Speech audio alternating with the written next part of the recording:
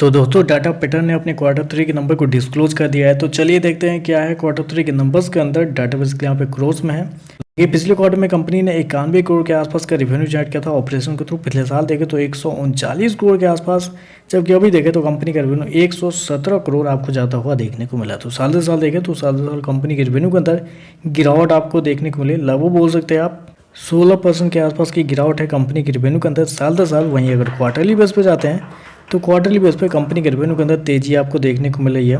लगभग बोल सकते हैं आप 29% के आसपास का जंप है। तो कंपनी का रेवेन्यू देखें तो क्वार्टरली बेस पे आपको बढ़ता हुआ देखने को मिला है, लेकिन साल दर साल जाते हैं तो कंपनी के रेवेन्यू के अंदर गिरावट आपको देखने को मिल रही है। जबकि मैं आपको बता दूं, हालांकि मार्केट का मानना भी था कि क्वार्टरली बेस पे कंपनी के रेवेन्यू के अंदर तेजी होगी, लेकिन साल दर साल थोड़ा सा गिरता हुआ देखने को मिल सकता है, क्योंकि 120 करोड़ के आसपास का मार्केट की उम्मीद थी कि कंपनी का रेवेन्यू आता हुआ देखने को मिलेगा। तो उसी के आसपास आप कह सकते हैं कंपनी का रेवेन्यू देखने को मिल रहा है। खर्चे की बात करते हैं तो देखिए पिछले क्वार्टर में 63 करोड़ खर्च किए थे, पिछले साल 85 करोड़, जबकि अभी देखें तो कंपनी खर्चे लगभग 69 करोड़ के आसपास आपको जाता हुआ देखने को मिला। तो खर्चे देखें तो खर्चे भी कंपनी के ठीक है, कंट्रोल में आपको देखने को मिला है। हालांकि कंट्रोल में होने का पीछे का रीजन है कंपनी का इन्वेंट्री को ही जाता है, क्योंकि इस क्वार्टर में 55 करोड़ के आसपास का कंपनी को इन्वेंट्री के नाम पर फायदा हुआ है, जबकि पिछले साल 3.5 करोड़ का नुकसान हुआ था, पिछले क्वार्टर में 27 करोड़ का फायदा हुआ था। तो इन्वेंट्री के नाम पर देखें तो कंपनी को इस क्वार्टर में अच्छे खासे पैसे बचे हैं, उस वजह से कंपनी के एक्सपेंस कम है। अदरवाइज कंपनी का कॉस्ट ऑफ मटेरियल देखते हैं तो कंपनी का कॉस्ट ऑफ मटेरियल साल दर साल क्वार्टर बहुत ज़्यादा आपको देखने को मिला। तो इन्वेंट्री के नाम पे कंपनी के पैसे इस क्वार्टर में बचते हुए देखने को मिल रहे हैं।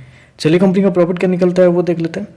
तो देखिए पिछले क्वार्टर में कंपनी का प्रॉफिट 30 करोड़ के आसपास था, पिछले साल देखें तो 51 करोड़ के आसपास, जबकि अभी देखें तो गिर के 44 करोड़ कंपनी का जो प्रॉफिट है वो आपको जाता हुआ देखने को मिल रहा है। तो साल दर साल जाते हैं तो साल दर साल कंपनी के प्रॉफिट के अंदर लगभग 11 से 12% के आसपास की गिरावट आपको देखने को मिले, जबकि क्वार्टरली बेस पे जाते हैं तो क्वार्टरली बेस पे लगभग 50% के आसपास की तेजी है। तो कंपनी का प्रॉफिट देखें तो क्वार्टरली बेस पे बढ़ा है, लेकिन साल दर साल आपको गिरता हुआ देखने को मिला है। हालांकि मार्केट का मानना भी था कि कंपनी का रेवेन्यू प्रॉफिट दोनों देखे तो साल दर साल गिरता हुआ ही देखने को मिलेगा। कंपनी सो क्या 44 करोड़ के आसपास, जबकि मार्केट का अनुमान भी था लगभग 45 करोड़ के आसपास। तो यहाँ पे भी देखें तो लगभग इनलाइन ही देखने को मिल रहा है। चलिए कंपनी का ईपीएस क्या है वो देखते हैं। तो देखिए पिछले क्वार्टर में 5 रुपये 41 पैसे, पिछले साल 9 रुपये 10 पैसे, जबकि अभी देखें तो लगभग 8 रुपये के आसपास आपको देखने को मिल रहा है। तो ओवरऑल अगर नंबर को समराइज करूँ तो देखिए साल दर साल तो कंपनी के नंबर कमजोर है, क्योंकि रेवेन्यू प्रॉफिट दोनों आपको गिरता हुआ देखने को मिला है। क्वार्टरली बेस पे रेवेन्यू प्रॉफिट दोनों बढ़ता हुआ देखने को मिल रहा है, लेकिन जब मार्केट की एस्टीमेट के हिसाब से देखते हैं तो कंपनी के नंबर इनलाइन आपको देखने को मिला, क्योंकि जितना मार्केट का अनुमान था उसके आसपास ही कंपनी का रेवेन्यू प्रॉफिट दोनों देखने को मिला है। तो नंबर इनलाइन है, बाकी साल दर साल गिरता हुआ देखने को मिला है, क्वार्टरली बेस पर बढ़ता हुआ देखने को मिल रहा है। तो चलिए बस आज के लिए बस इतना ही। वीडियो पसंद आए तो लाइक कीजिएगा, साथ में साथ चैनल को सब्सक्राइब जरूर कीजिएगा। धन्यवाद।